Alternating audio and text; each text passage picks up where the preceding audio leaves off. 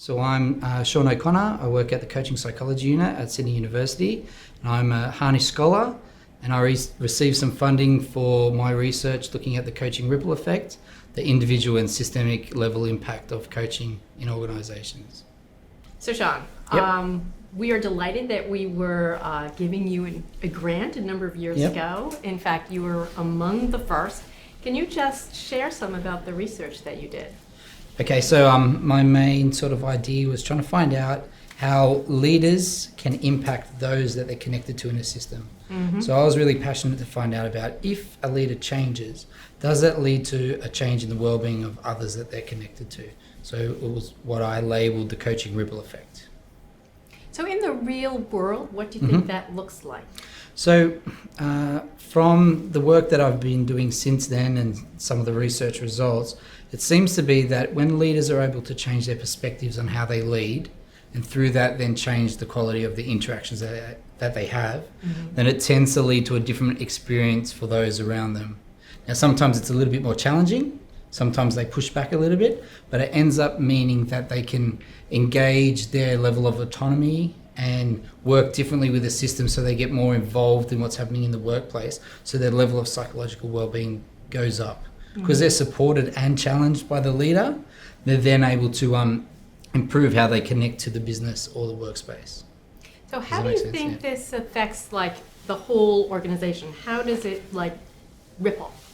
So because what we did, we looked at individual leaders and then the connections that they have across the whole system. So if you've got people being coached in different parts of the system, then there's this web of interactions that weave between them.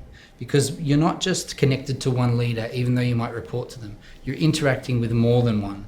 So if a few of those are getting coached and they're improving their well-being, then it tends to lead to a bigger increase in well-being for those who are connected to many.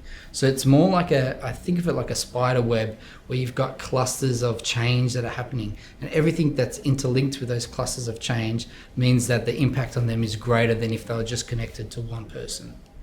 You know what seems amazing about that is everyone's talking about how you go from coaching leaders to coaching systems. And it really sounds like this is a way that you could actually measure shifts in an organizational culture as connected to the coaching. Yeah, I think there is a way to do that. There's a bit of a problem with the definition of culture and climate, but it's a bit of a tricky definition. But I think you can at least affect the climate if you're able to support enough leaders in the system and the change that they're enacting through the coaching, then you potentially could get a shift if you hit that sort of tipping point. But I'm not sure exactly where that tipping point is yet, and I think that it would be at different levels depending on the current culture or climate of that system and where they're currently at and the specific challenges that they have around leadership and enacting change. So what are you going to do next in your research? So some of the things I've been thinking about are, because you have leaders and they're embedded in these networks and you change their behavior, that leads to better quality conversations and interactions, and that can affect people's well-being. We know that now. What I'm starting to look at is how the leaders think about the networks that they're embedded in. So it turns out that we have these cognitions about leadership, about network, but we have these network cognitions that are the ways that we map the relationships between people. Now, transformational leaders are very accurate at that, and leaders that do well tend to have a knack for this. So I've been working with individual leaders on how to improve their network cognitions so they accurately represent the relationships in the network, and that allows them to better navigate the change process and be more in tune with what's happening in their system so they can work in a different way. So working with the network cognitions helps them to be more realistic about how they're embedded in the system, and my hopes through the research that we're conducting now is that that will show a greater impact on the well-being of those they're connected to if they're more in tune with how they're embedded in the system.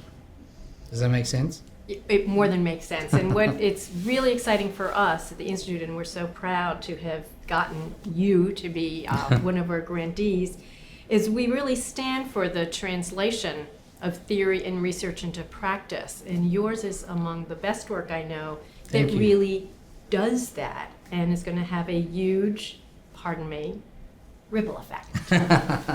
Thank you very much. Okay, we're done.